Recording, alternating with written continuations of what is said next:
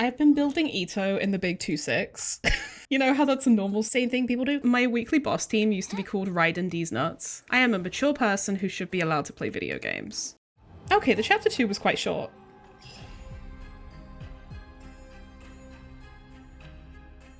Lind, I can't let you return to the human world like this. And yet, once again, I stayed silent out of cowardice. If you go back to the mortal world this way, I know what choice you'll make. We've said all we needed to say. That's all this is. What are you talking about? Paimon doesn't get it. Weren't we talking about how we can manifest the path to the heavens and then teach Melanta a lesson? The one who went to face Melanta for all of us. The one who gave up every last memory was your sister, Lind. What? Back then, the early signs of Melanta's madness had begun to surface, and many suffered for it. After all, we are not machines, and with lives that stretch on without end, that which we would forget will always find its way back. She heard of Melanta's increasingly unreasonable tyranny, saw the many souls who had been cast down by his judgments. I told her to treat everything here as nothing more than an unpleasant glimpse of paradise. No need for anger, no need for sorrow. Since she too had been sent up here by Nihilita, Dex could always send her back. And what would it change, returning just as she was? That's exactly what she said as well. You two really are alike. I've heard that many times before. But she was bright and talkative. You are reserved, steady. That's what many people say too. Wait, you said this before, didn't you? With the god of the Temple of Space gone, the path to the heavens won't vanish after it's been used once. So, are we supposed to take the path Zeitlind's sister left for us? If that was the case, then my tactical advice would be simple. We rush in and beat the stuffing out of him. No one knows what Melanta said to Hilda, but afterward, in a fit of rage, he severed the path to the heavens that had been formed from your sister's memories. And Hilda has already left this place. Then, doesn't that mean someone has to give up all their memories again to get us up there? Hey, what about Dex? Damn. Isn't it the same species as that baddie? If Melanta can go back and forth, then maybe Dex could do it too if it tried hard enough. The space separating the atrium of suchness at its highest from the hall of emptiness is called the corridor of nothingness. The corridor's power comes from the temple itself. It is the rule of departure, while the Watchers exist to uphold that rule. Dex is only an immature Watcher, and lacks the authority to control it. Aw, but then what can we do? I'll offer up my memories. I feel like Zeitlind is probably going to offer up hers. But you... I've said it before, this happened because of my cowardice. The truths I know, the history, the knowledge, they are too heavy to bear. I hesitated, and Hilda saw right through me. Compared to you, the suffering of an ordinary human life really must seem like a negligible price. No, absolutely not. Everyone says you're a treasure to humanity. Let someone else do it. But Harley and Paimon, we still have some important things to take care of. That's not right, Paimon. Everyone is equal. I feel like that's not entirely true, in that we're kind of positioned to take on the throne of heaven. So, like, I feel like we do have a very important job to do. Bearing great responsibility is no reason to sacrifice others. And going around asking who's willing to give up everything they've lived through? That doesn't feel right either. Let me do it. I fucking knew it. I knew it. Zeitlind! You're saying the exact same thing your sister did. But this time, I absolutely refuse to accept it. You've been here witnessing history across the ages, seeing every wonder this world has to offer. After all that, doesn't even a tiny part of you feel attached to this world? think I finally know the answer to that question now. The most fundamental... Fundamental? That most fundamental question of philosophy, which is whether one chooses to go on living tomorrow. You hesitated, and even that brief pause is enough to show the answer is already there. Tomorrow is worth living through. No, Astoria. Wise though you are, you've made 2 mistakes. Enlighten me, please. Why did Nayelita choose my sister? And was it really just coincidence that I was brought here? Your sister said it herself. It was just a coincidence. The sanatorium had announced its closure, but before the relocation, she went for a walk at midnight, and that's when she encountered Nayelita. It wasn't an accident. Listen, when you save yourself, you save the world entire. But if my sister hadn't lost everything she once remembered, she would never have chosen to go on living. Now I understand why I was always sure she was still alive. A life that begins in... Wait. She's been saying this whole time that she's dead. Now I understand why I was always sure she was still alive. A life that begins anew is full of hope, surely? And here I recall a passage I once read in a novel by Karasara Aichi. Aichi. Saviour offers himself in a world of darkness, willingly bound upon the cross. Only then is their soul redeemed, ascending into the kingdom of light. That's very biblical. Isn't that incredible? It means you can heal your own melancholy and save the world at the same time. So I'm not giving that chance to you.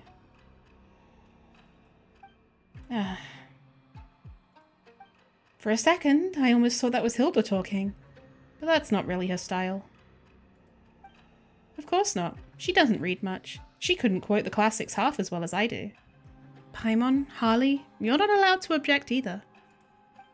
When I return to the world below with my memories gone, I'll need you to tell me who I am, and where I'm meant to go. Hey, how are we supposed to respond to that? There's so many typos in this quest, I've noticed. Like, so many, grammatical errors. We've only just met, and you're already talking about erasing everything and starting over like none of this ever happened. A story so good you'd forget everything just to experience it again. That's the highest praise there is. You're friends with that caliber, I'd say. Hey, thanks for trying to lighten the mood, but I'm still getting all teary-eyed. So, Astoria, please take us there. Let's go. You arrive at the upper level.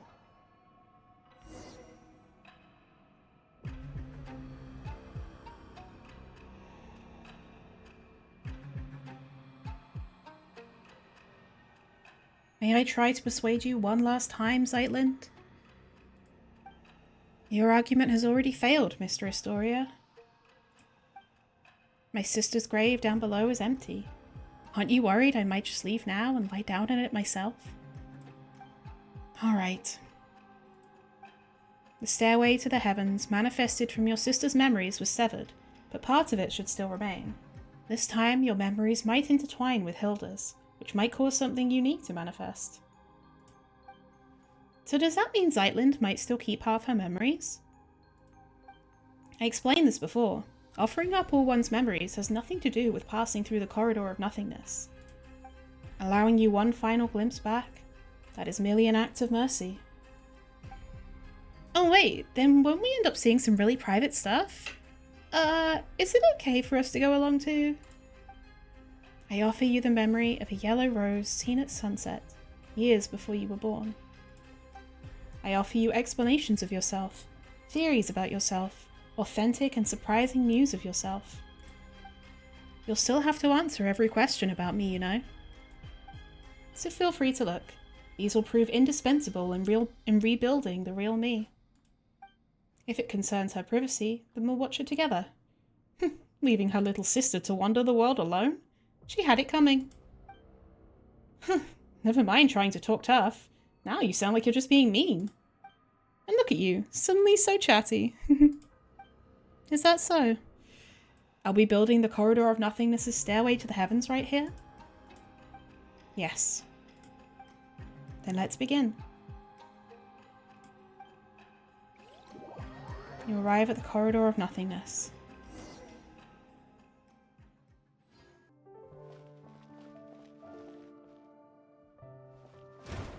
Whoa, is this the corridor of nothingness? Whatever it is, let's just go and take a look first.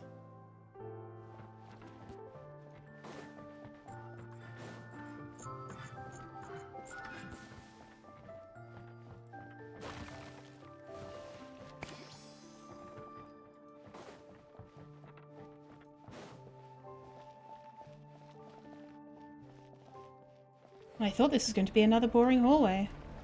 The deity who designed this is certainly benevolent. First, we can rule out the deity who took away Harley.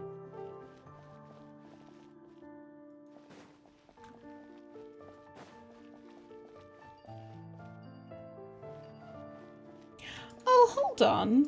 If this is showing sections from her life, the other bits, like this that we saw throughout the place, maybe they're not, like, bits where they're watching to that. Maybe these are shots from random people's lives that live in the Temple of Space.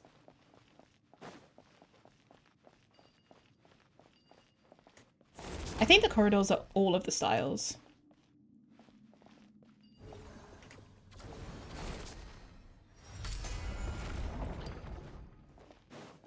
Yo, this is cool. Oh, the mushrooms? Love. It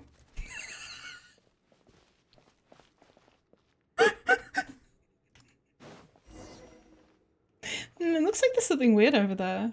Oh, something over there. I didn't think I'd actually be able to kill it. It did make them stop chirping though. This is my sister's handwriting. Oh, are these letters we didn't manage to collect down below earlier? No, just a few messages she left behind, and a short poem she wrote. It's not a farewell. She must still be alive. Can we read all this? Oh, you will. If it works, it works.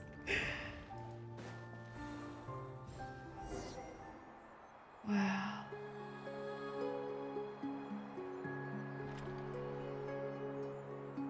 Whoa.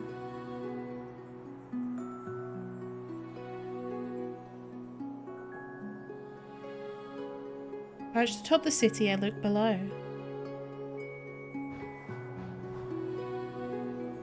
The streets where I laughed and ran now feeling utterly unfamiliar.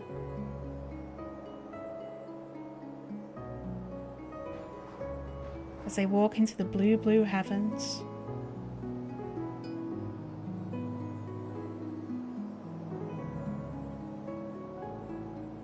The windmills raise their arms in farewell. Oh, this is cool. Like, just the mix of, like, all of the different parts of Teyvat.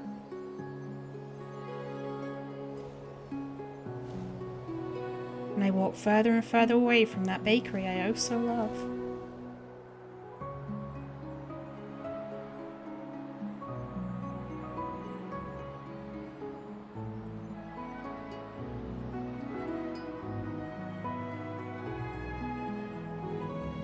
A grove of blossoms from a foreign land.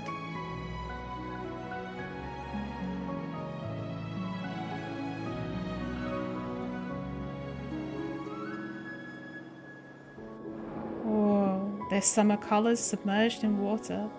This is beautiful. Holy shit.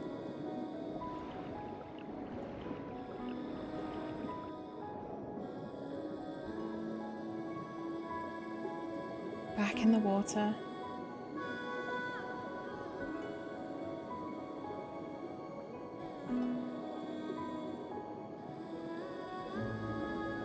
I found no treasure in the sunken ships I dreamed of as a child. Only a quiet blue melancholy.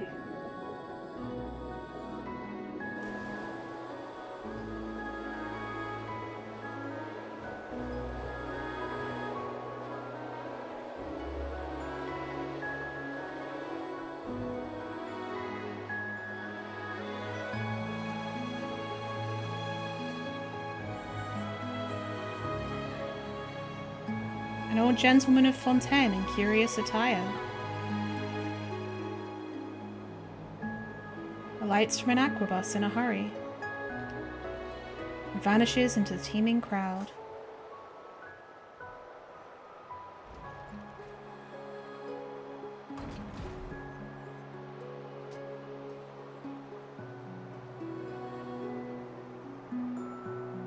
In the jade-coloured mountains, a beast that breathes the fog.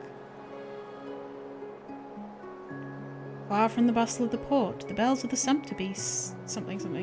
The city in the sky no one remembers by name.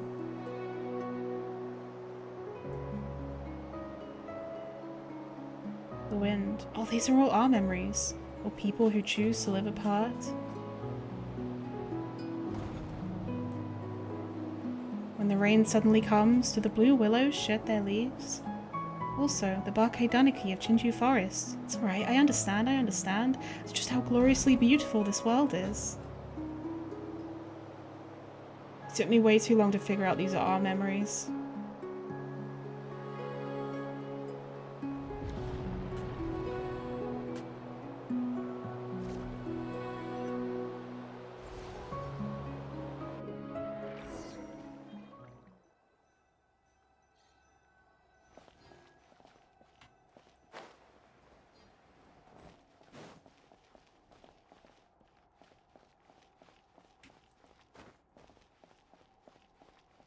My sister's poem. My, it's all emotion, not a lick of literary flair. Still, it's not bad. Do you still remember who we are, Zeitlind? Hey, Astoria already said my memories will only fade quickly once we leave this place. So I know exactly who you are, and who I am. What I just saw was all the worlds my sister used to read out to me when we were kids. The worlds we dreamed of together. Oh, okay, so it wasn't our memories. Are there really sunken treasures beneath Fontaine's high seas? Are there really yokai in Inazuma's Chinju forest? Do magical spirits like the Aranara really exist in this world? Have I grown up too much to ever see them again? The Aranara do exist, and they draw power from people's memories. Interesting the Aranara are being mentioned here. Then I must be an Aranara too. From now on, the path to the heavens linking the Hall of Emptiness and this tower, they will exist only as two girls' shared longing for a beautiful world. That too is a kind of eternity.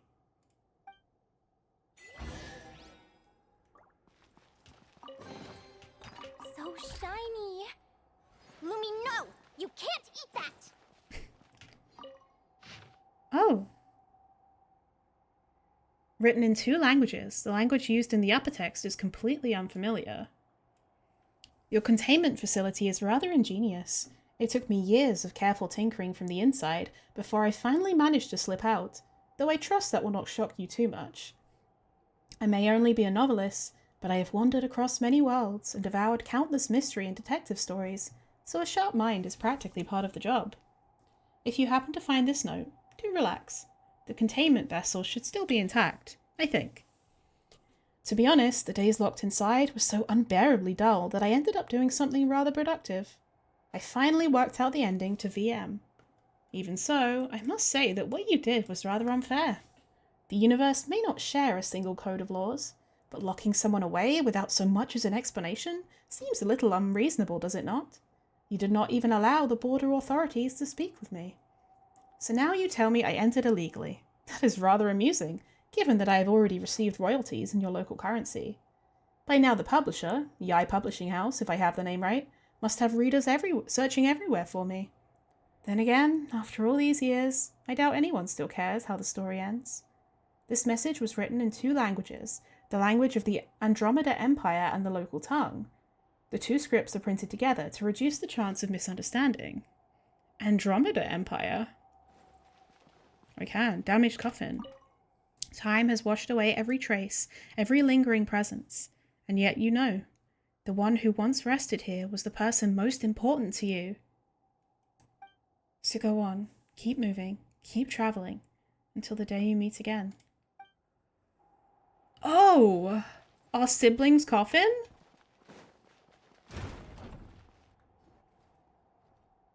Child of humanity. No, you are. My creator. My lord. Why would you choose him and abandon me? Hey, did it suddenly fly into a rage? Send them back. Okay. Huh? That's it? Alright, no one can die here. Adorn my night. That's why she wasn't afraid to talk to him. Annihilation mode. Usually plays ether, it says her. Oh! The flame, a new moon rises. As one with wind and cloud. Shine like a gemstone.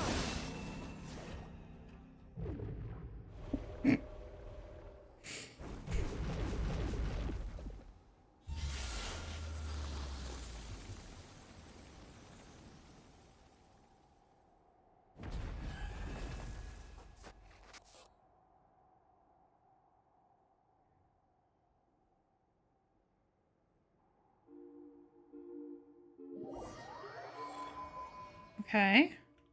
Oh! Did not mean to press that. Wait, what's down here though? Oh! Within certain areas in the Temple of Space, you will occasionally see these special invisible keepers. Only by finding and defeating all the weaknesses they leave behind can you get out of this mess. Oh, it's so bright Paimon can barely see.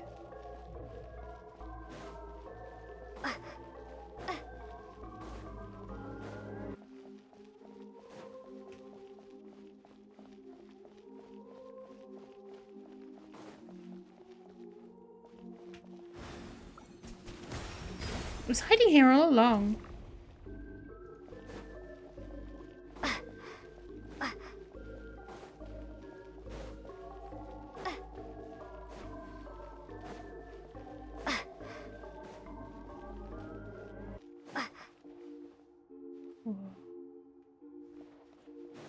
Looks like we've reached a new area.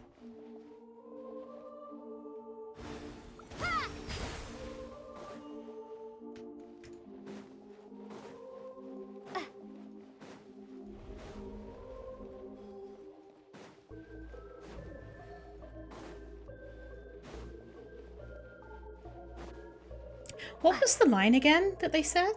Where there's different gender? Water jet. Found another one.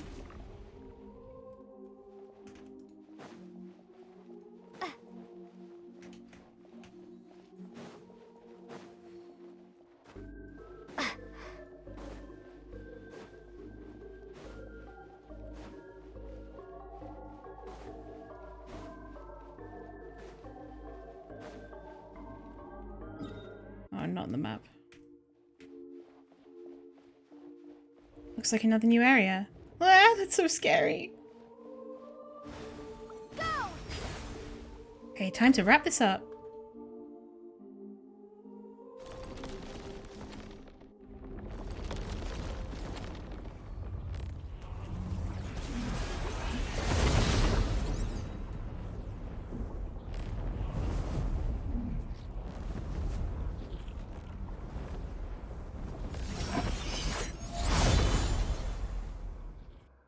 Outlander, since you are no child of humanity, how should I address you?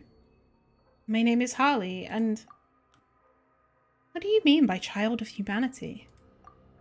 All who descend from the first ancestor shaped by the Lord of all, and those born of that lineage, are called children of humanity. Even the artificial people of the primordial sea, granted special pardon, are counted among them. The first ancestor shaped by the Lord of all. So all descended from the first human that the primordial one made? But you stand outside this order. Why did a god take my brother? I cannot answer, because I do not comprehend it myself. I once believed it was merely punishment for transgressions, but now I fear there is a deeper meaning behind it, as it is with the heretical myth that light and darkness birthed the primordial human. Why are you suddenly answering all our questions so readily? This is a rule engraved upon my very soul. When a human child offers up everything in pursuit of an answer, I must speak in the Creator's stead and withhold nothing. In the end, that human child will forget all things. Fleeting answers, eternal release. This too is an expression of divine mercy. Then why are you being so harsh to the people in the Hall of Emptiness? This too is law. With the Creator absent and nihil fallen from grace, I must uphold the measure once set by my Lord. This place exists only to preserve. All innovation, all evolution, is forbidden here. If I remember correctly, your name is Melanta, right? I know your name, human child. Zeitlind. How did my sister speak of me to you? She said that she and I could never reach accord, but that one day her younger sister would come and defeat me. Did you hear that? In the end, you're the ones who were dragged into this. Victims in my conflict. Huh, so we really were just hired muscle, chasing a bit of pay. That Nihilita, seriously. Nihilita, the traitor, the fallen one. He abandoned his charge, yet dares to proclaim himself enlightened. We watchers were meant only to stand in silence, keeping vigil here, at the pillar hall of the world. You got worked up all of a sudden. Guess you're the type to get all sulky to see someone else free while you're stuck. But my sister miscalculated in one way. I'm an introvert. I'm not good with words. I've read a lot, sure. Maybe I even understand plenty of truths. But I avoid talking when I can. The one who'll change your mind isn't me. Harley, I'll leave it to you. Draw near. Oh! Cleanup sequence initiate. Moons converge. Fallen leaves, adorn my night, wind strider. Retribution! You seek to perceive the world beyond. So marks the beginning of your fall. Yo. Cool. Lord of Stars, child of man, this fate is yours to suffer. Oh. Defensive mode engaged. Surge. Ultimatum protocol. Go, Lumi! Like it or love it! The new moon rises. Cleanup sequence. As one with wind and cloud, wind strider. A gift from the land beyond. Excision required. All illusions shall be shattered.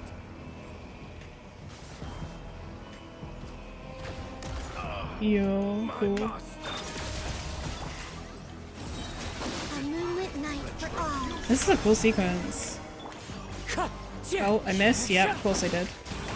Storm, Lumi! Coming in hot! Preparing for dust up. Defensive mode engaged. Judgment. Wind strider. Fallen leaves, adorn my night. Fine flames pierce all that is mutable. Wane. Cleanup sequence initiate. Clouds high, the birds call. Go, Lumi!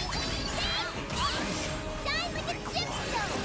A new moon rises. It's nice to do a fight that doesn't immediately end, because I'm too strong. All worlds shall fall in an instant.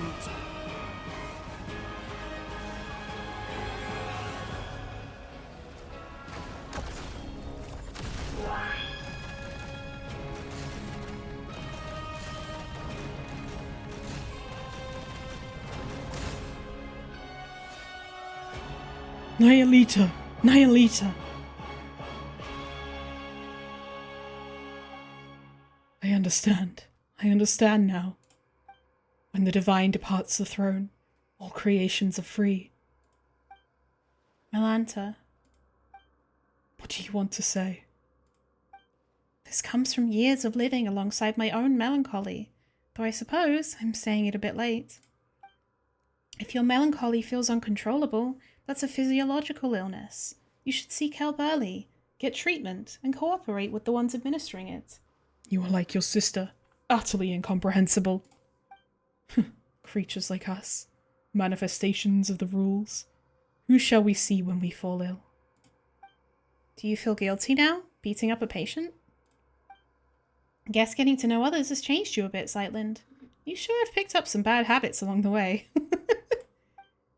We introverts are all a little twisted on the inside. Yeah, fair. You won't be seeing me like this for much longer anyway. There you go again, saying something super saddening. Like I said, I've got a dark side. Melanta, I still have questions. Then ask them now. I won't be here much longer. Passing judgment on the painter who defiled the laws of space, severing the path to the corridor of nothingness. Those were acts of transgression. My rebellion has triggered self-destruction as per the rules themselves. In truth, I would rather not answer your questions, but I suspect even that small act of defiance would only hasten my disappearance. About my sibling. You've already come this far, have you not? Your will is still your own, and your feet are still unshackled. Go, find your sibling yourself. You're not like me, a being who bound their own wings, only to watch them break. Why are you tormenting everyone? Tormenting them? No, I'm correcting them. I'm returning them to the form heaven intended. They ascend to heaven, yet reject its sacred stillness and cling instead to the corruption of the mortal world. So that's it. I'm jealous. Jealous of them. Jealous of the fallen Nihilita. Jealous of change. Jealous of freedom. Jealous of life. I thought that if I did everything right, then when my creator returned, she would praise me. That would have been enough. Enough to soothe me. Enough to prove them all wrong. Why would she not look back? Why did she not ask if I wished to leave beside her? If you were always this stubborn and heartless, the answer shouldn't be hard to grasp. What the fuck? If you'd shown even a hint of rebellion, she might have taken you with her. Zeitlind, is there anything you wanted to ask? Me? Let me think. I want to know why people say this sanatorium is cursed. Once, the Abyss brought disaster to this land. The knights stationed here fought to the last and did not retreat. When the report of the battle arrived at Dawnman Port, it contained only a single line. None who went to Windrest Peak returned.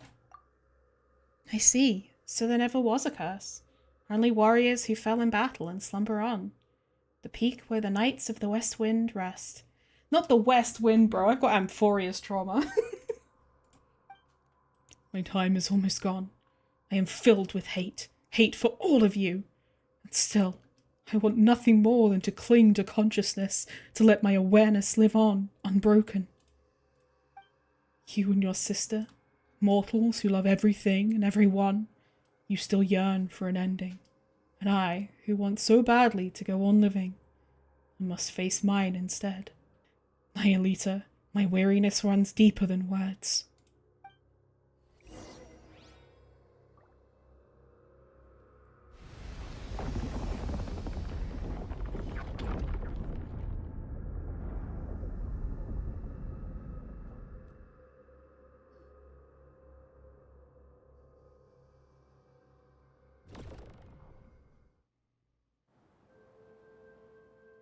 We taught Melanta a lesson, Historia. Indeed, looking at the sky tells me as much. Did Melanta say anything useful? You tell Historia what just happened. The word Watcher originally referred to those who are awakened and enlightened. A Watcher who closes their eye can only be swallowed by darkness, yet awakening itself defies the Creator's will, and is thus condemned as a fall from grace. Speaking of which, Dex, we taught you, played with you, took good care of you. You were raised by all of us together. When you grow up, Remember the kindness we've shown you, okay? By the way, that heretical myth about light and darkness birthing the primordial human, do you have any idea what it refers to? I'm not entirely sure what melanta meant either. The first thing that came to mind was a parable once condemned as heresy by the angels.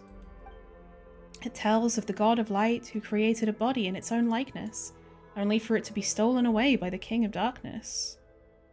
Like, the king of darkness could be Ermin.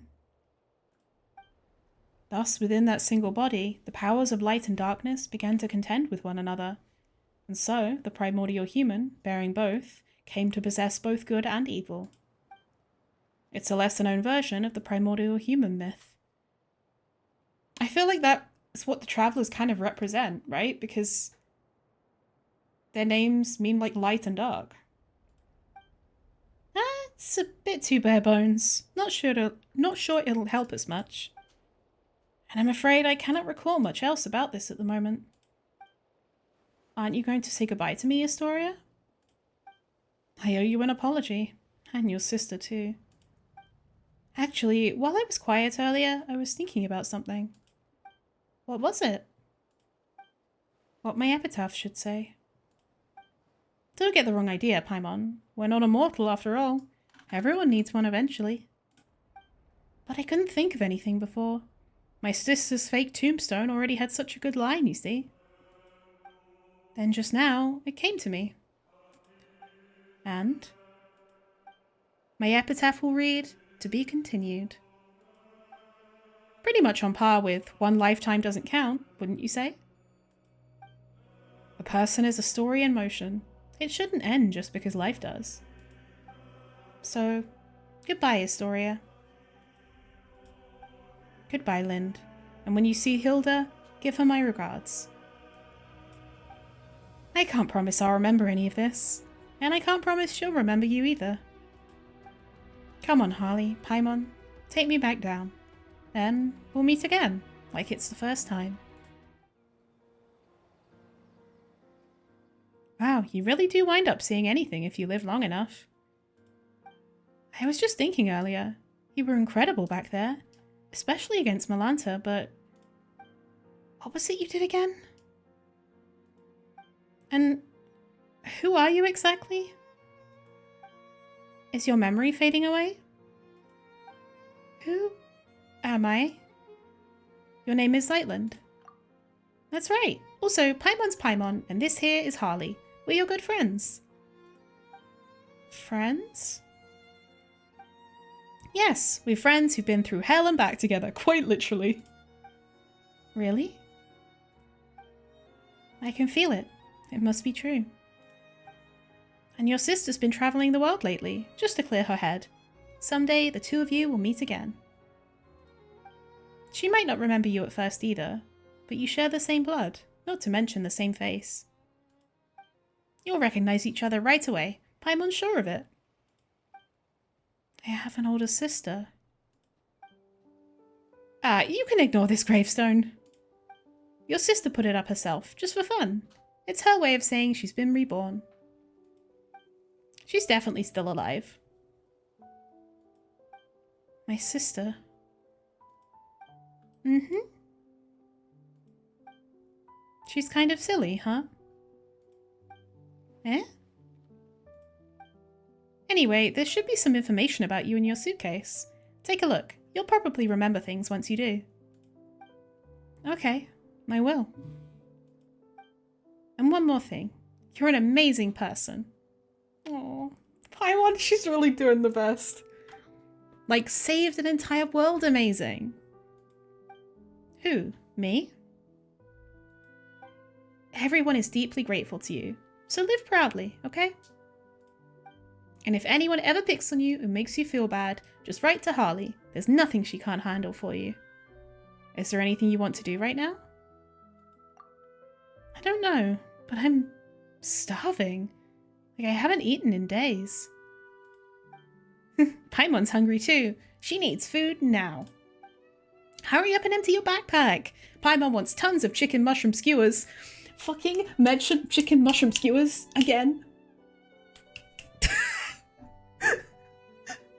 What is it with chicken mushroom skewers, bro?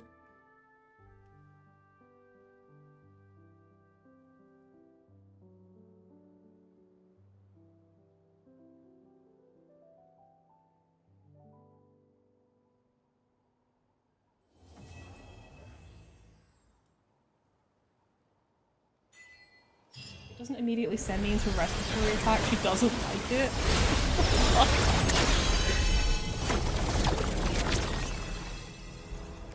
No. Cool.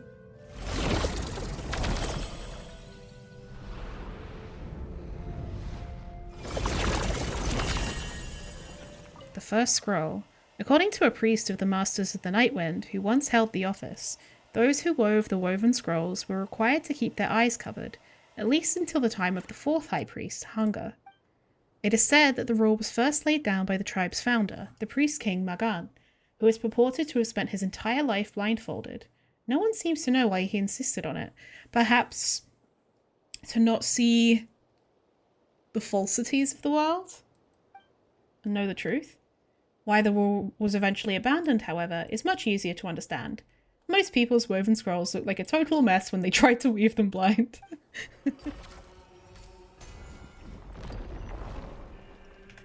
Cool. Oh, hello. Brings a smile to my face. What an interesting woven scroll. Oh, hello there. You're new around here, aren't you? What can I help you with?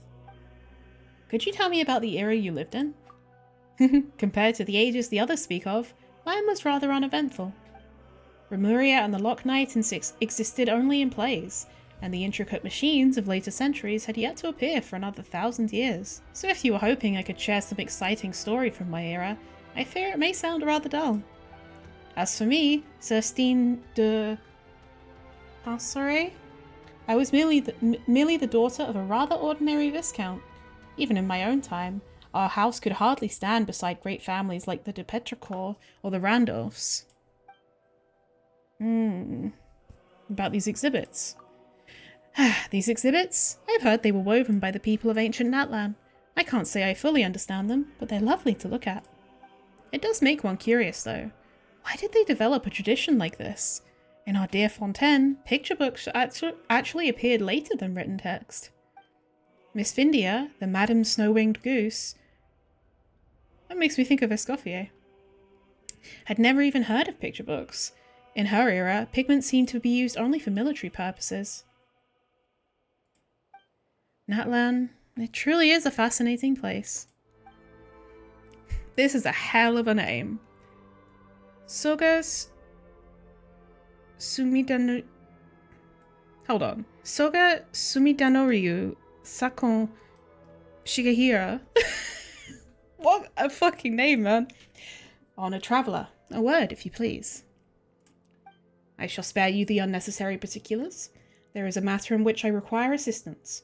Some days ago, the eminent Yu Huangui of Liyue sent me a treasure of extraordinary rarity. Yet even now, it has failed to reach my hands. I have reason to believe the guardian of this region has intercepted it. Should you find this treasure, I would ask that you recover it on my behalf. Rest assured, you shall receive proper recompense. Alright. Which way do you go? Oh, I can go up or across? Maybe... Oh, that's not what I... Okay.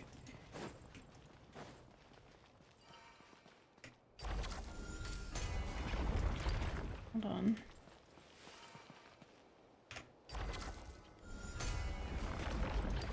I need you to go up.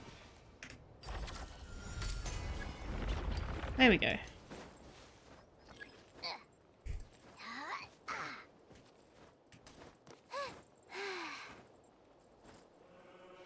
Okay, yeah. Cool. I didn't need to go up there. Awesome. I just need to, like... down? And then... across? Oh, that's not... Okay, this is... this is not the most ideal position. Oh. Sure.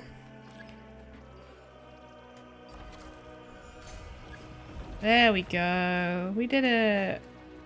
Whoa.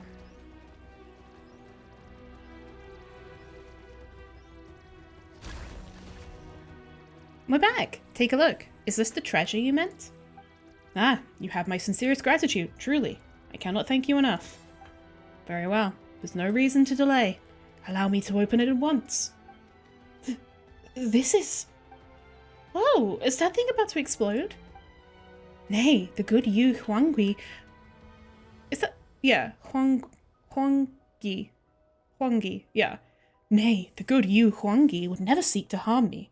And could it be that the Guardian seized it and transformed it into a bomb? I regret to say, I know naught of dismantling such devices. We have no alternative. Throw it clear. Not to fear, I remember now. A certain noble from Hyperborea once mentioned the proper method of casting a secret bomb. 1 shall count to 3, not more, not less. 3 shall be the number counted, 4 is forbidden, 2 may not be lingered upon. Where have I seen this? 5 is entirely out of the question, and once the number 3 is reached... Stop explaining and throw it already! It's about to go off! Where have I seen that before? Oh, wait, what am I... Oh god, what the fuck? What am I supposed to do? Use projectile guardians to launch them? How? What do you mean?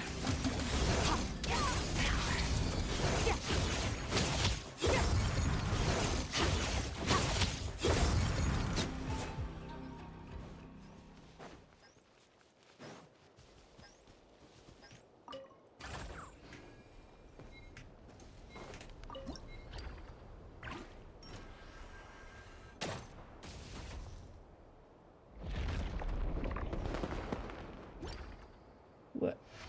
Okay. Sure. Huh? Wait, that's it? We freaked out over fireworks? Something, yeah. Such brilliance! Even in my years serving beneath her excellency, the almighty Narukami Ogosho, never have I witnessed such a radiant blossom of flame. I see. So this is the sight, sir, you wished me to behold. This is more than I could have hoped for. I am deeply honoured.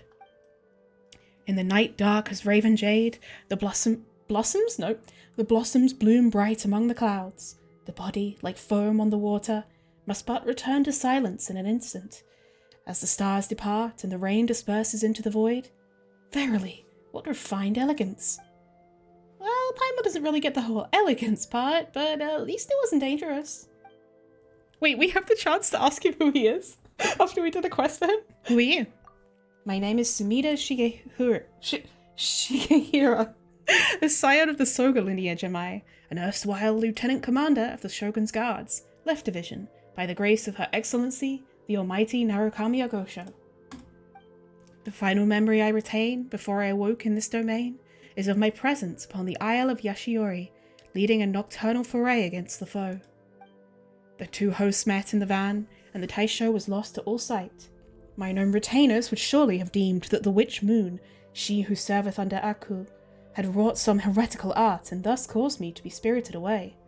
While Her Excellency's divine name of course remains untarnished, and that be no sin, I fear that Tozano shall once again be forced to endure the insult of groundless grievance. Though he be our enemy, to heap such shame upon him is by no means the conduct of a noble warrior. About the fireworks from before. Such thunder and brilliance! I had presumed it to be the divine lightning of Her Excellency, the almighty Narukami Ogosho, and never did I dream it to be but the exquisite Liyue craft known as fireworks. To think this was created not for the smiting of foes, but solely to adorn the night sky with flowers of fire. What madness this be, and yet what an age of tranquil prosperity! If one day such elegance might also bloom above the scarlet cherry blossoms of my homeland, that would be a matter of most profound joy. Do you like them? Indeed. A flash of a bloom, a fleeting fall, the heart of the noble warrior should be exactly thus. Having said that, I am now unable to fulfill my wish, and find myself instead a prisoner of this stagnant world. How lamentable. Oh. Oh! I love things. Yo. Huge.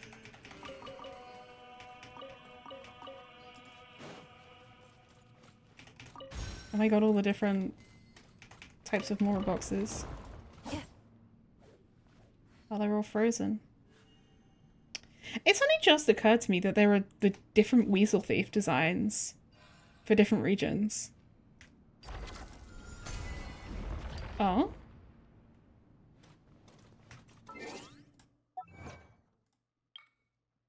Whether one is qualified to cross the threshold depends on whether they can think of a way around it. What the fuck do you mean by that?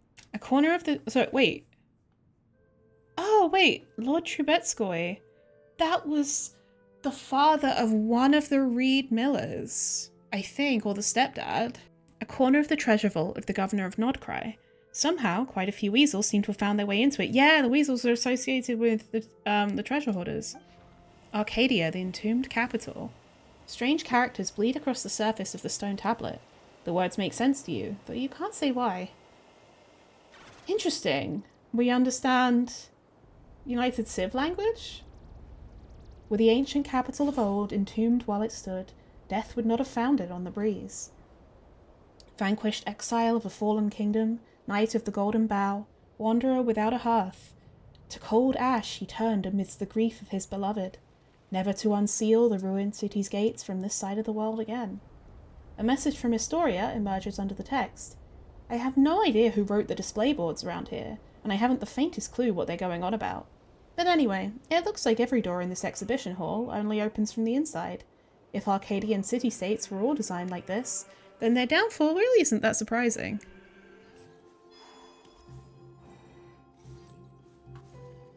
Pages of book. Oh. Mr. Greycat, envoy of Meorinopolis.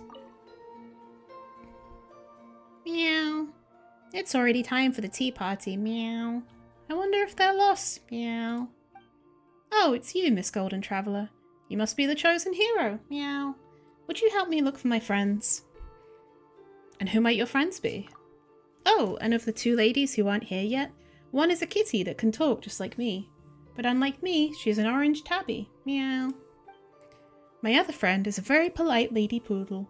A canine, true, but a most genteel one nevertheless. Meow. Even though one of them's a cat and the other a dog, whenever we sit down for tea together, we always have a wonderful time. Meow. Please, for the peace of Meorinopolis, lend me a paw. Meow. Oh? This is where we agreed to meet, but my friends still haven't arrived. Meow. Our chosen hero, would you mind helping me look around for them? Sure.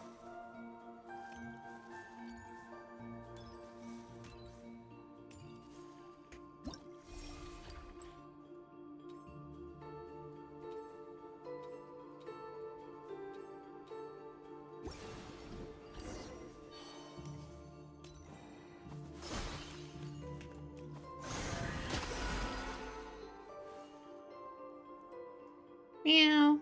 Your swordsmanship leaves quite the impression. My thanks to you, esteemed knight from lands afar. Those arrogant brutes won't be troubling my people's homes ever again. Now then, what brings you to my court? Your Majesty, allow me to report a matter to you. Ahem, someone sure came around fast. Guess you just mind the local ways when abroad. On behalf of Mr. Greycat, you extend an invitation to his tea party to the Lady Tabby. I understand, and you have my thanks, esteemed knight from lands afar. I shall heed your wise counsel and set forth at once.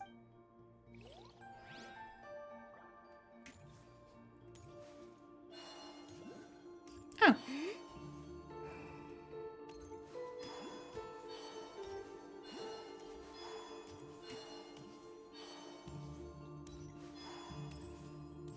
Ooh.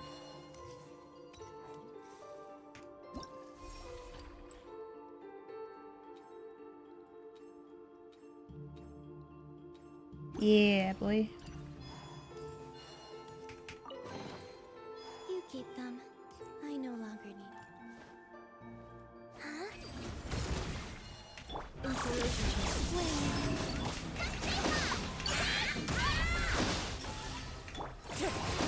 chant.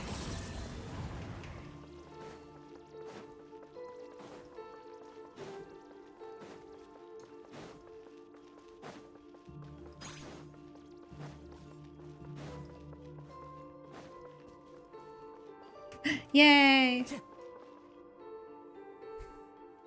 Off. What is it, Miss Golden Traveler? Is this something I can help you with? On behalf of Mr. Greycat, you extend an invitation to his tea party to Miss Lady Poodle. Oh, is it time already? Thank you. Woof. If I weren't so busy, I'd have gone to invite Miss Tabby myself. If I'd done that, perhaps Mr. Greycat might have... Cat or dog, we are all capable of getting along in peace. Yes, we can. Anyway, I should head to the tea party now. Thank you for the reminder. Meow. Everyone is finally here. Meow. Thanks to you, Miss Golden Traveler, our happy tea party can finally begin. Meow. Why the long face, Miss Tabby? Have something sweet, and you'll find your spirits lifting in no time. You keep them. Oh, what's that? A page flying around up there. Hold on, someone's trapped on it. Would have been nice if I could see anything. Quetzal? What? You stop at the top of the bookshelf on one side. It's safe here. What is it, my golden friend? Nothing. I'm just a little curious, that's all. Here, it's high up, and you can see far and wide. It's a good place to hide. In our Kalpul tribe, being on the ground is considered dangerous. Even if the great rulers above us, sovereign lords, don't decide to wipe us out on a whim, the other Kalpuli tribes will still come to plunder us. Ah, okay, so she's from the era of when the dragons still ruled Natlan. Perching on the cliffs and in the trees like the Quetzals allows us to flee calamity before it strikes. Besides, Vindia said that she wishes to see me fly. She wants to sing of riding a giant bird in a story of adventure. Are you sure she isn't putting you on? Oh no, Vindia is a very good person. Maybe even as good as the Lord of the Crossroads. They're both such kind people. But it's amazing just how you two flew all the way up there. This is for you. Consider it as proof of our friendship. Now I must think about how we can fly even higher to stay out of danger's reach. Neither the great rulers nor the conquerors who revel in flaying are here, it is true. But I'm already used to having a means of escape wherever I am. Trauma?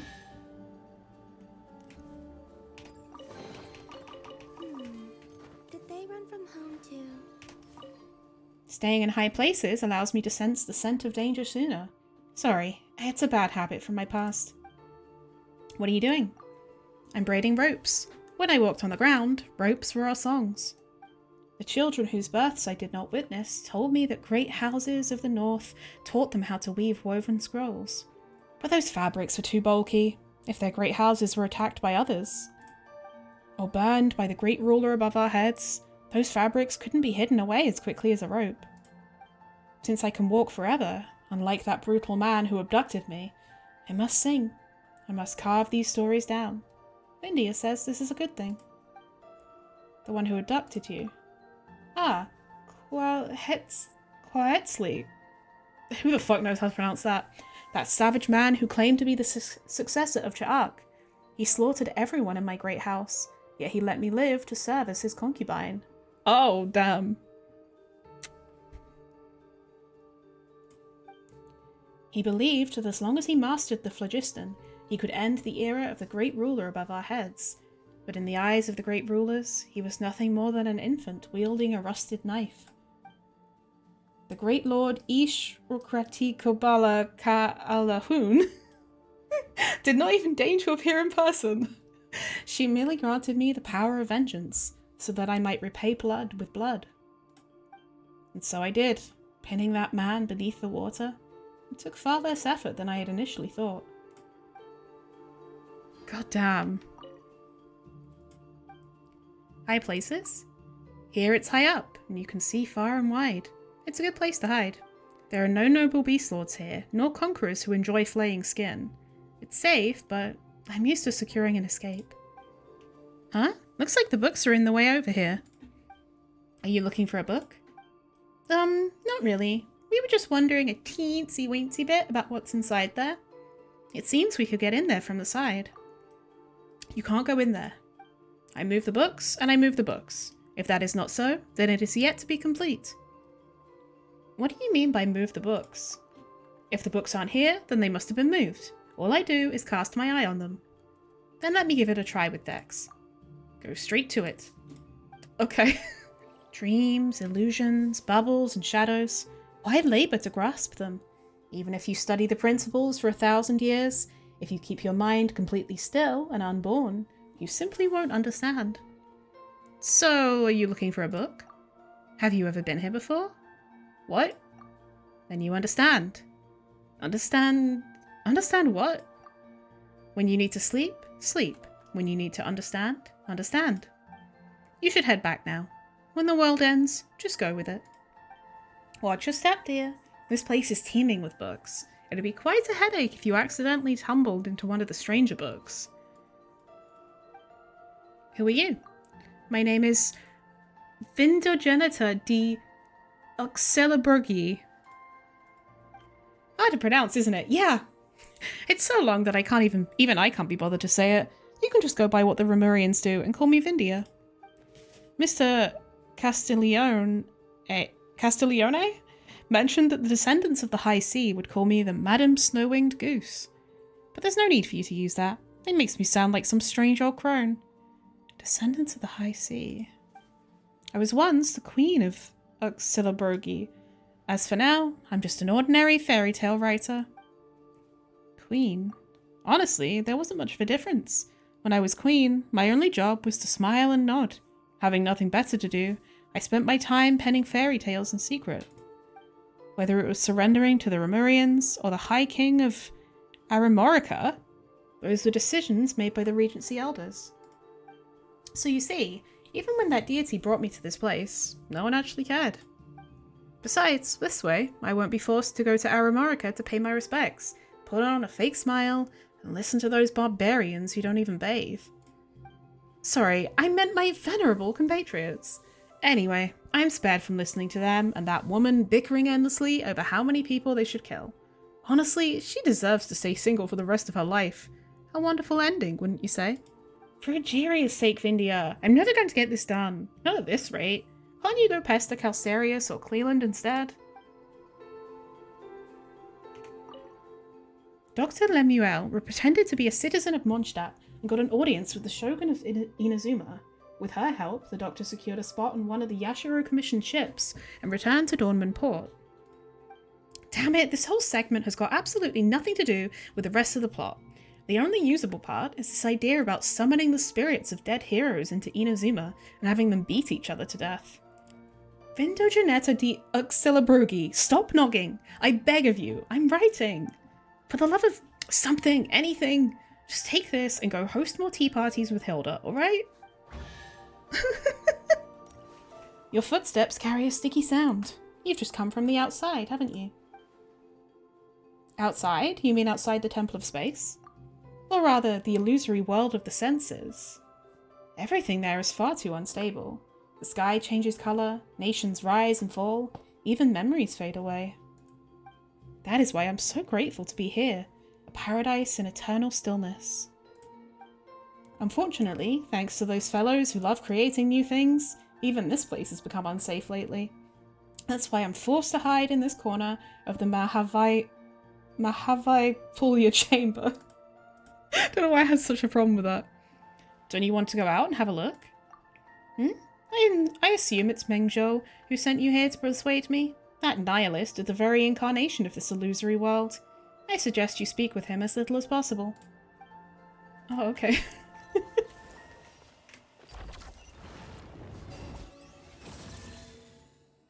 I was once language itself. Now I am reduced to a shattered subject of illusion, returning once more to this imperfect symbol. Eek! A weirdo saying weird things just popped out of a weird book. Weird is an imprecise term. It implies a unique entity that cannot be described, written, or characterized. I clearly do not fit that definition. I was merely attempting to find an entry point to reality within these pages, only to slip into an inadvertent, infinite deferral of metaphors. I have become a remainder that defies symbolization. It is thanks to your intervention that the tyranny of language has been stripped from me. Now I can finally begin to misrecognize myself once more. In the common tongue, please. I accidentally tumbled into the pages and got stuck. Thank you for pulling me out. That wretched guardian. I was gone for barely a moment. It's already folded this entire place up.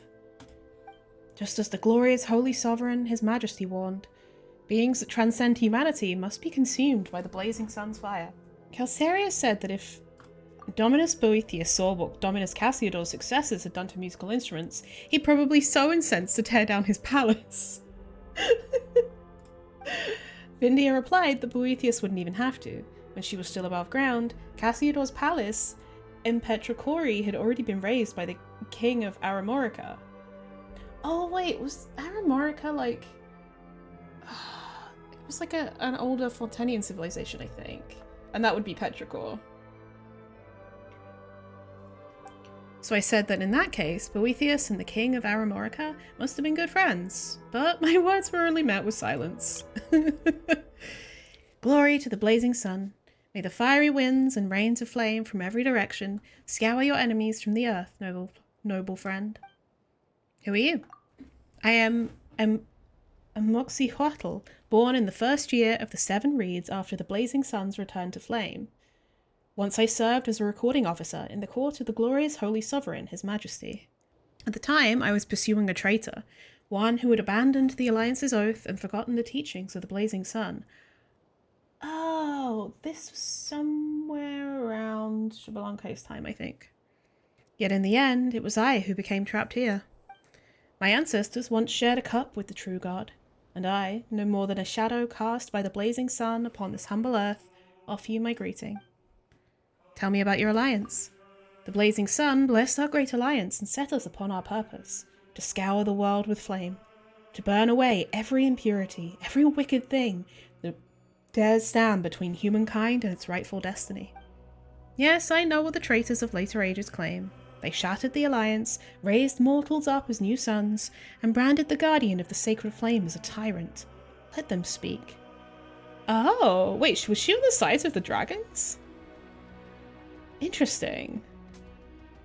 Yeah, I guess she was a human who served the Pyro Sovereign? Huh. The blazing sun has never died. One day the true God will return. Fire will sweep across this corrupted age, and the earth itself will be made pure again. And when that day comes, those trapped here will not perish. They will be reborn into the hope that awaits them. What are you studying? Creations of the northern tribes. Ingenious things. These metal instruments can perform music entirely on their own. No attendance required, only the ingenuity of their makers. Okay, yeah, so she likes the Romurian stuff. Still, I cannot help thinking such devices deserve a higher purpose. Imagine them spreading the wisdom of the Alliance, or the enlightened teachings of the glorious Holy Sovereign, rather than serving as mere instruments of music. Sadly, Mr. Historia will not permit me to modify the originals, so I have begun trying to recreate them from the ground up. I am no craftsman. Lady Ishque, who sacrificed herself for the Alliance, possessed far greater skill than I do. My progress has been slow.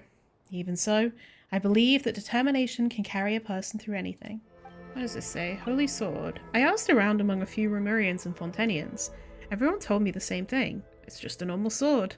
No one seems to know why it's being exhibited here. A corner of Olivia. Odnabu Malikata, eternal beauty who absolves our sins, mother of all inspiration and madness. Hurry now, make haste with the wine's bright splendor, and bloom in scarlet upon my golden cup. O Nabu Malikata, eternal beauty who absolves our sins, mother of all inspiration and madness. The king in red offers you a crown of gold. Your languid, wine-bright eyes unmoor the hearts of lovers. Divine and intoxicating spirit, deaf to the prayers of those who drink. If I dare wear your face against the flowering fields, my heart recoils in shame. For whosoever gazes upon your likeness shall fall into a madness such as mine. O Nabu Malikata, eternal beauty who absolves our sins, mother of all inspiration and madness. However steadfast our devotion, you give nothing back, and your heart remains unmoved. But how could the joys of heaven ever belong to the earth? Ecstasy is hidden in the wine of the rose. It is only because we are steeped in your boundless, unending grace that we think you have no tenderness at all. O Nabu Malikata, eternal beauty who absolves our sins, mother of all inspiration and madness, the prince in azure skirts knows your secrets. Oh, princess, I can't speak. The princess in azure skirts knows your secrets. Come, listen now, to love and to life, carried upon the morning wind through the forest, echoing in the cup from which you both drink. The rose always hides behind its veil. A nightingale slips into my garden, singing of shame and sorrow, then takes wing and leaves once more. Huh. I was following it until this last bit. Princess and azure skirts. Oh wait, Ageria? Ageria? Oh. Well then, Dexter, times have changed. I suppose it's time for you to leave your childhood behind. You too must submit to the baptism that we call a coming of age, learn of matters only grown-ups know. Watch closely now. I shall only demonstrate this once. Why did that sound like someone giving their final words? Your final lesson is as such. Read along with me. The classification of the elements. Now you try it.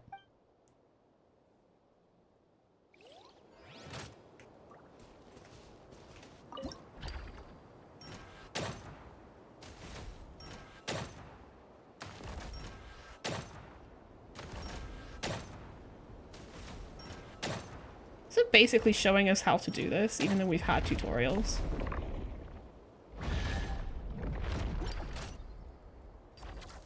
Well done.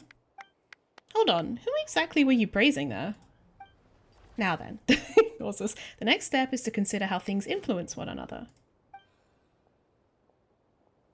Observe the elemental reactions, the long-range forces, and the short-range forces, and remember to avoid unnecessary disturbances. What language are you speaking right now?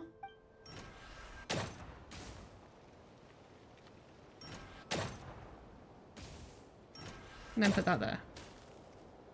Yay! Goddamn. I wish I could imitate Astoria and exclaim excellence. Alas, I cannot bring myself to. Clearly, I have nothing left to teach you. This concludes the final lesson. Wait a second, you didn't teach a thing. Harley did it all. Oh my lord, Maha Vasudeva Yaputra, may your Chivitindriya sink deep into the bedrock of this land. May your taste surpass that of every god beneath the heavens. Scion of the world-bestowing lord. May your root of life. The scion of Nibelung would be like the dragon sovereigns, so that would be a pep. What's this thing? A most blessed question. This is the revered scion of the world-bestowing lord. Oh, wait, Bifrons? A sacred fungus born of perfected flavor. Wait, so some of the people who used to be Bifrons' followers ended up here. Nagavaya ever invokes the Lord of Verdure and the Lord of the Flower Garden. Makani Kagan forever prays to the Lord of the Sands. Yet ask them yourself, of the three great lords, which tastes better than my lord? Know this, to do no harm is the righteous path. Were it not for our Lord's divine flesh, we would be forced to take the lives of beasts, birds, and plants to survive. Alas, how pitiful that would be. Fortunate indeed. When the Lord of Space carried me away from the ground, my Lord's Jiva travelled with me as well, and as you now behold, they have grown to this day, bestowing upon me supreme and wondrous flavour. Fair. I want to spar with this big guy. Blessed be, even my lord must keep their divine body limber, so that the fallen slices may grow tender and rich in flavour. Hold nothing back. Show no mercy. I'm extremely aggressive, okay. Oh, we need to apply Dendra to it? Oh. Is this not going to do much damage? Fallen leaves, adorn my night. Oh, I fear. Close your eyes. Okay. Oh, I can't leave. Are you kidding me? I didn't know I needed Dendro! Can I leave, please, sir? Help! Okay. Hey! Oh!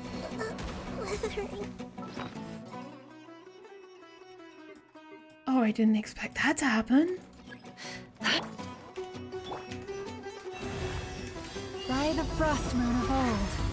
Surge. Can't hide the truth. Let's see what you're made of. The mystery unravels. Okay, that's better. A moonlit night for all. I see everything. Forest, protect us. For the everlasting forest. It all adds up. Can't hide the truth. It all falls into place. Make yourselves at home. I'm so close to the edge though. It's fucking up all my ults. It all adds up. Time to come clean. Why is this team not doing the thing? The deception ends here. Grow, grow, grow. 3 moons converge. Wave. This team usually works well. I don't know why it's not right now. With one heart. No more lies. Let's see what you're made of. Time to come clean. Seek within. Surge. Committed to memory. Forest, protect Nice. us. Oh, I got all 3 of the things. Nice. Esteemed seeker of knowledge, as a herbard of the skeptics, I respect your contribution on behalf of the academia. I've never heard of this darshan before. That's because it's a long story. Back then, the academia consisted of more than 6 darshans. Under the guidance of my benevolent mentor, the great sage Nagarjuna, our darshan held a modest place among them. At that time, we believed the world must be clearly divided into 2 poles, light and darkness, Kvarna and the abyss. Only then would the whole of Sumeru, including the forgotten people of the desert, understand that we were always meant to stand as one. You wanted to unite the desert folk? Unite? No. I merely sought to enlighten them regarding their true enemy. But unfortunately, you can likely surmise the outcome. Those tribal chiefs, puffed up with their own might, defamed me as a dangerous schemer and expelled me before I even had the chance to state my case. Later, I lost my way in the desert, and when I woke up, I was already here. I heard that those tribes were obliterated shortly after the abyssal calamity.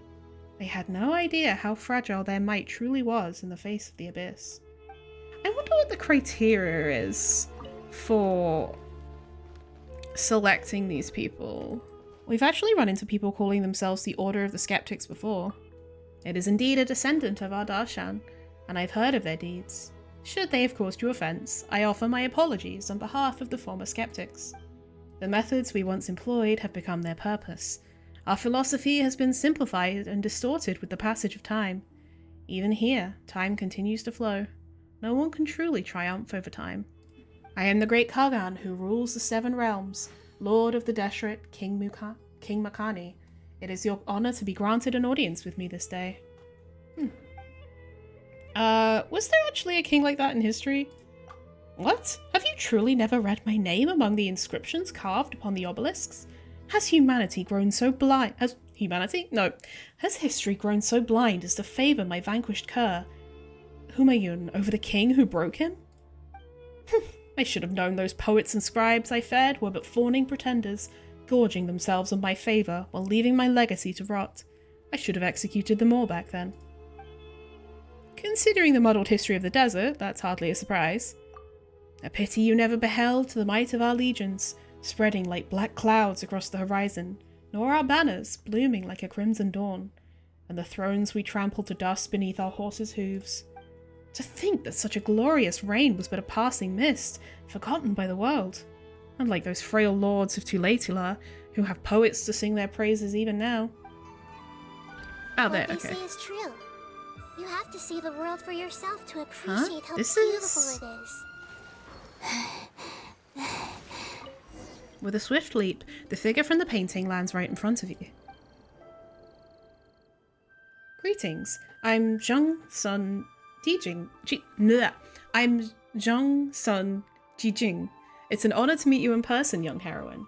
Young heroine, may I ask why you have called out to me? Do you have urgent matters to discuss? Nothing like that. We just saw you hopping all over the place inside the painting and got a bit curious. Ah, I see. I was merely practicing my lightfoot techniques. That said, I'm afraid I've treated you to a rather poor display. Lightfoot techniques? Indeed. You see, since rain never falls in this realm, I'm unable to practice the rain cutter arts passed down by my master. Not wishing to let my skills wither from neglect, I've resorted to training in this manner instead. I often think of those bygone days when great Master Guhua honed his agility upon these very stone piles, eventually reaching the pinnacle of his art. We juniors are of meagre talent, yet we strive to imitate even a fraction of his brilliance, hoping for the slightest bit of progress. Young heroine, since fate has brought us together today, and seeing as you are a fellow practitioner of martial mastery, may I ask you to enlighten me with your skills? Actually, Paimon's the master of our Paimon clan. Show us your moves, master.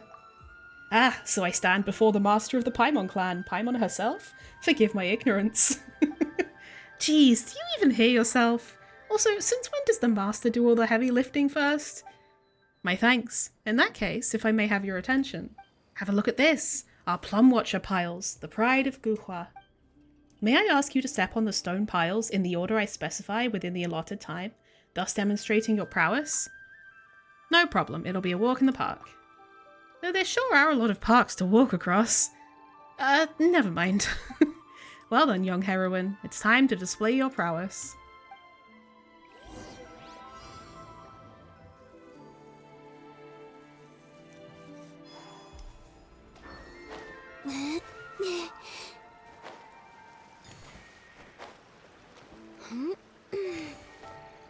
I remember when I did this in Chenyu Vale for a quest, and the game did that thing where like I try and jump off and it just has me walk off instead. And it was so annoying because it meant I failed. Your technique is truly extraordinary, young heroine. You bet, Harley's the real deal.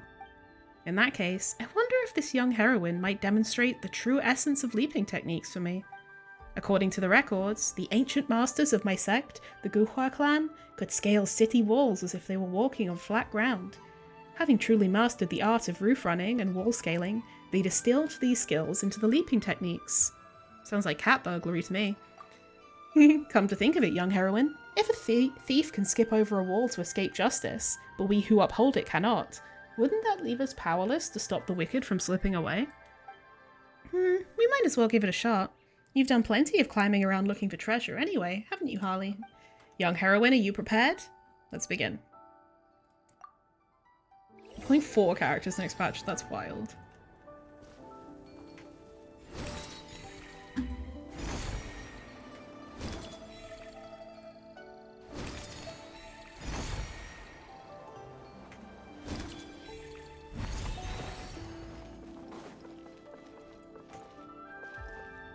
What?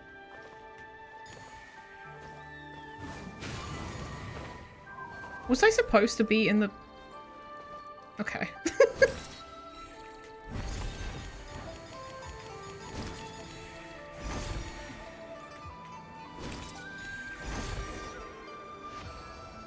Yay. Truly awe-inspiring. I'm deeply impressed. That being the case, I have one more humble request. I wonder, have you, young heroine, heard of the cloud striding techniques? Rumor has it that our Grand Master Guhua once ascended the heavens amidst a purple haze, treading upon the very air as if it was solid ground, all made possible by none other than this legendary secret art. Sounds a bit far-fetched to me. Yeah, sounds like some real hogwash. But come to think of it, could we pull off something similar by using a wind glider? Oh, then might I ask you to show me a thing or two?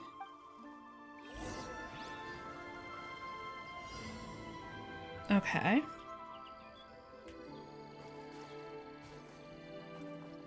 into the wind.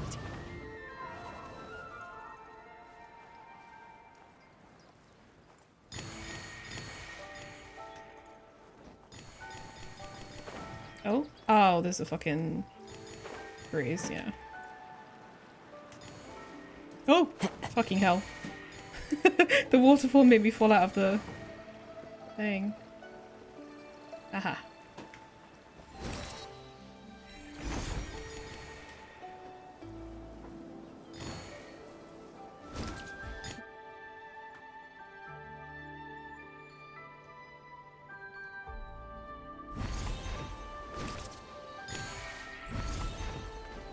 Wait, where's... Hello? Where's the other things?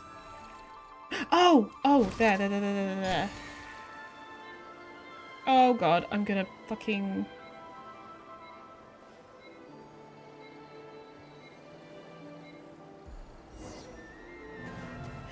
That could have gone better. Lesson learned. Time to go. I follow the wind.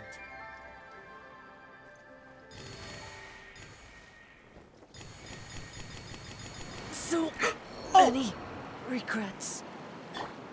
I tried to get out the wind glider and it didn't work and I'm fucking falling. What the fuck is this challenge?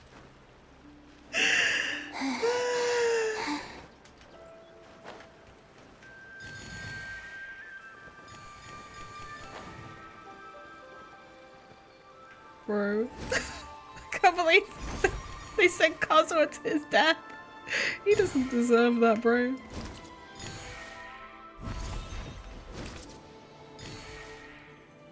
There it is. Yeah, I really couldn't see that.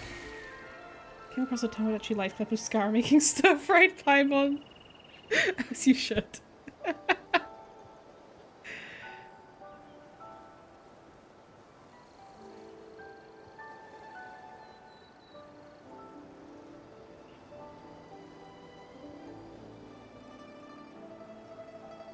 There it is. I was like, where are we going, bro?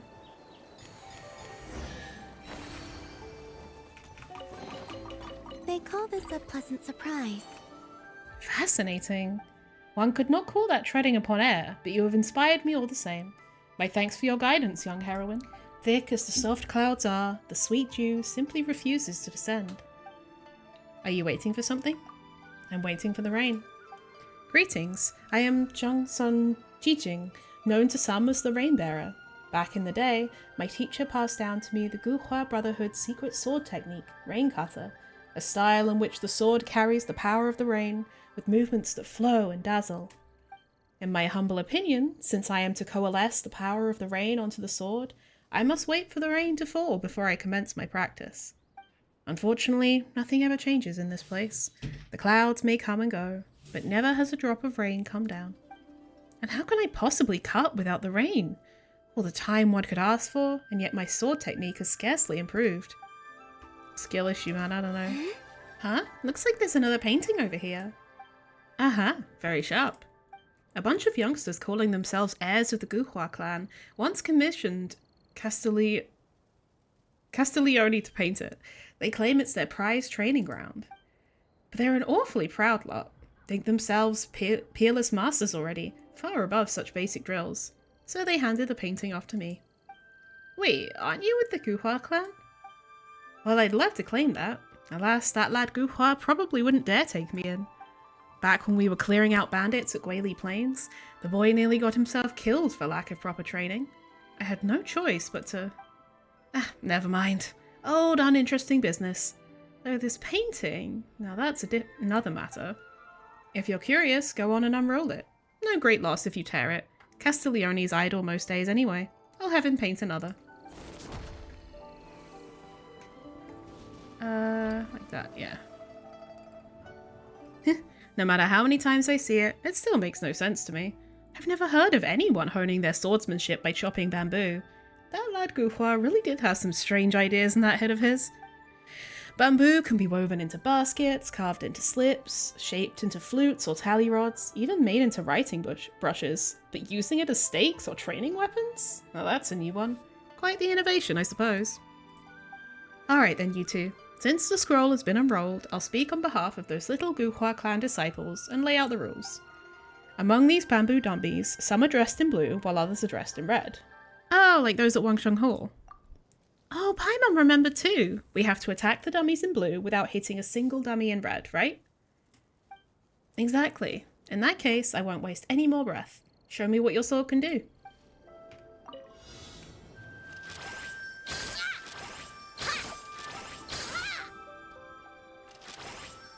Splendid, that was beautifully executed. 999, bitch? The second round? I hear the youngest say you're meant to throw your spear. Said I'll give my own measure of things. As long as you hit the target, that'll do. Expect is more what he's most practiced in. Okay. Good, now the correct round shoot it as if you're clearing weeds. The opponents press in, cut them down as swiftly as you can. Let me see, within 2 seconds. That was said in jest, bait no mind, simply dispatch them as quickly as possible. There's little sense in setting such rigid limits. Except She speaks too fast. Ah, it's the keepers. Steady yourselves, they're no different from common brigands. Land a clean strike. See, just like that. Bro, I don't have time to read this shit. Excellent, that's a wrap. Thank you both, that was a real delight. Your skills are truly impressive, blonde youngster. I dare say you're far stronger than that kid Guhua. Well done, me. Thanks to the two of you, I've had a rare moment of insight myself. Fish paste really does need a bit of freshly minced meat mixed in to bring out the flavour. What?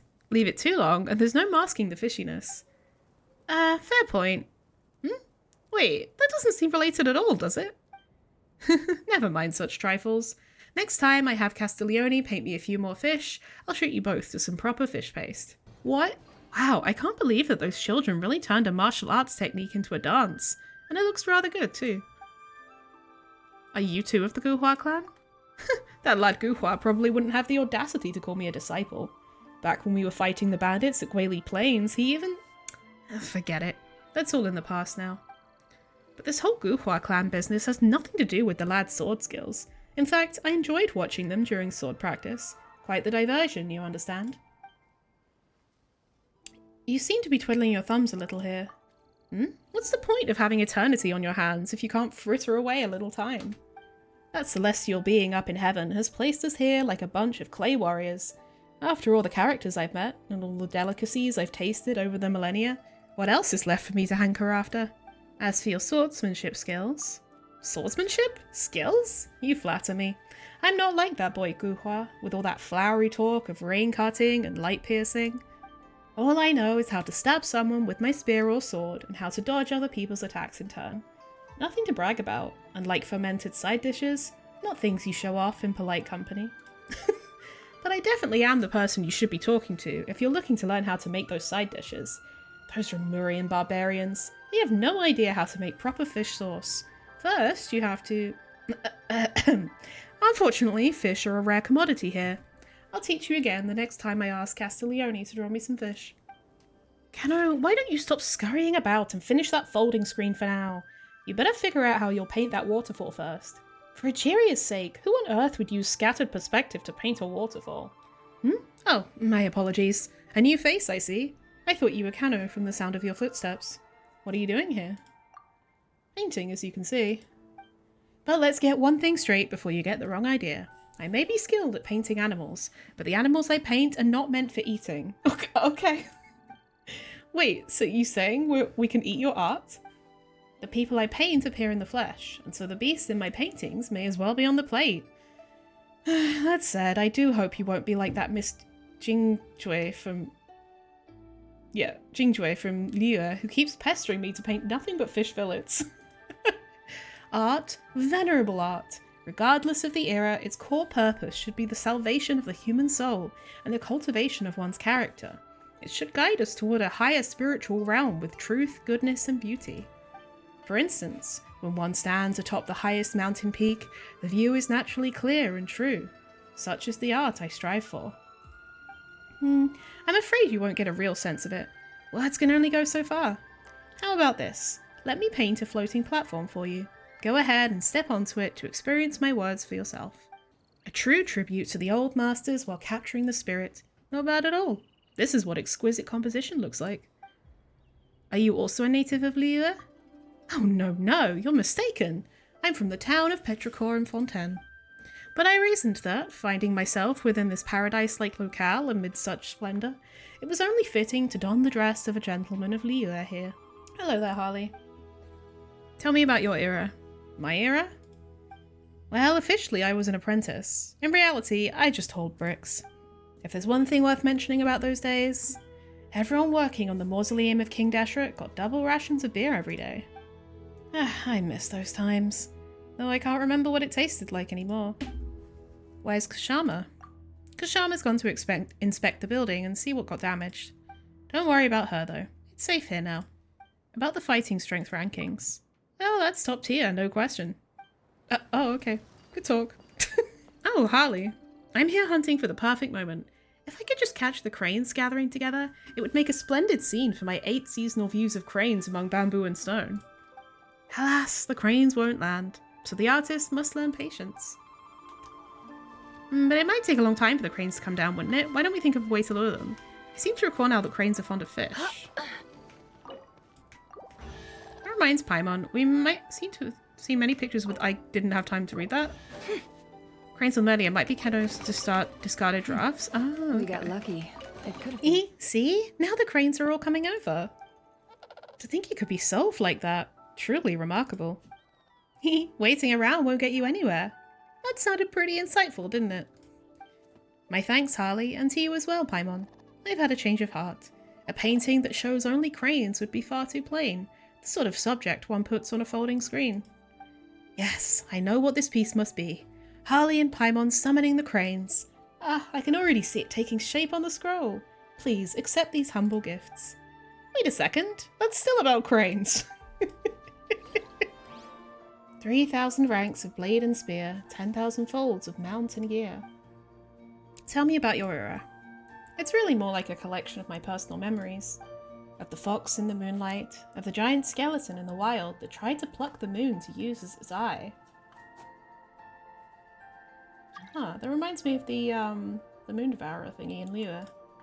Of the winds of winter, the long journey of the gods. What do you think is the most important element of a story? The number of people in the protagonist party. The number of people in the protagonist party. It's so important you said it twice. If we're talking about an epic, having a 4-person party would be too few, but 108 would be a few too many. In my opinion, 8 is the perfect number. Are you new here? Don't be nervous. The fact that you can understand me means nothing went wrong during the uplifting process. Who are you? I'm Diotima of Merapeace, one of the very first inhabitants here. When I arrived, there were no collections of books, only a desolate wilderness. Back then, I was a boatman, responsible for sending wandering souls onto the silver shining ships, bound for the moon capital above the clouds. Oh, the Lunar Palace. Was the Lunar Palace like an afterlife? Come to think of it, it's not much different from what I do now. The moon capital? What is that? I suppose people nowadays wouldn't know. In my time, 3 bright moons still hung in the sky, and upon each resided many lunar envoys. Back then, many lunar envoys. Back then, noble souls did not head for the depths of the ancient tree. Instead, they followed the trail of the envoys to sleep eternally in the cities upon the moons. Oh, okay, yeah. So that's confirming, I think, some stuff that people have been speculating about. So, like, during the time of the Moon Sisters, people did not, their souls did not go to the ley lines, they went to the Lunar Palace. I never actually visited the moons myself, but it must be a place as peaceful as it is here. And what do you do now? I wouldn't call it a job, it's more like work I found to feed myself. That is a job. As an old-timer who's lived here so long, I provide guidance to the newcomers who have just arrived. But once you've settled into life here, you're unlikely to run into any real trouble. After all, whether you are wealthy or poor, it makes no difference here. A manifestation of contingency. I see it emerging from the falling of Das Sein? What did you say about contingency? Good. You're sharp to have caught that word. Contingency implies an unpredictable future and potential, and to possess potential is to possess hope. That is what the saint told us back then. But unfortunately, shortly after I arrived here, the possibilities he held vanished into thin air. It was the saint. I didn't quite catch that, but it feels somewhat sad. It is indeed a tragedy, but such is history. Like language, history is fluid, just as words have no fixed reference. So the words themselves do not matter. What matters is that we have reached an understanding. One could certainly call this a successful conversation. What are you doing here? Just as you heard, I'm chanting the words I can still remember over and over until they are granted meaning once again through the practice of language. Or until I feel satisfied. At least for now, I feel quite alright. Oh, okay. Only when you shatter the gate of chaos with a single step will you find the way. Tell me about your era. I do not believe there is anything particularly exceptional about my time. At that time, everyone situated themselves around Mount Tianheng. Those who had the strength engaged in blacksmithing, while the others, agile of body, would venture into the hills to hunt and forage. Morax? He was neither Rex Lapis nor the Geolord then, called himself Mr. Mo. The divine artifact remains, and chaos has been kept at bay. The world is at peace. Dwell I shall, for now, in this corner of the mortal world. I have been apprised of what happened after. The world became topsy-turvy, and Mr. Mo's corner of the world subsequently became much bigger. Why are you all so obsessed with comparing the combat power of various personalities? Why ever not? We have the time and the knowledge to do so, that's all.